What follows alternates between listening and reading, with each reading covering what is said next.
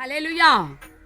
நீங்க இப்ப ஒரு நல்ல வாழை கொலையை பார்த்துக்கிட்டு இருக்கிறீங்க, அதனுடைய பூவையும் பார்த்துட்டு இருக்கீங்க. இதை பார்த்த உடனே எனக்கு ஒரே ஒரு லைன்ஸ் தாங்க ஞாபகம் வருது. நான் உன்னை விட்டு விலகுவதுமில்லை, உன்னை கைவிடுவதுமில்லை என்ற பாடலை பார்த்தீங்கன்னா, அன்னுதினம் நாம் கர்த்தரை தேடணுமா, அவர் விரும்புகிற ஆசையின் கனியை நம்ம கொடுக்கணுமா. அந்த ஆசையின் கனி என்ன தெரியுமா? மாம்சத்தில் நாம் இருக்கும்போது மாம்ச கிரியைகளை வெளிப்படுத்துறோம். ஆவியில நாம் பிறந்த பிறகு ஆண்டவர் எதிர்பார்ப்பது எதுன்னா, அவருடைய குணாதிசயங்களை வெளிப்படுத்தி மறுரூபமாக்கப்பட்ட ஒரு வாழ்க்கையை நாம் வெளிப்படுத்தணும்னு சொல்றாரு. ஒரு மரம் தன்னிடம் இருக்கிற கனிகளை கொடுக்குது, நமக்கு நன்மையாக. கர்த்தர் அதுக்கு தான் அதை படைச்சிருக்காரு. ஆனா நாம் பூலோகத்தில் இருக்க எல்லாருக்காகவும் நன்மையை வெளிப்படுத்த நம் பிரயாணத்தை தொடரலாமா?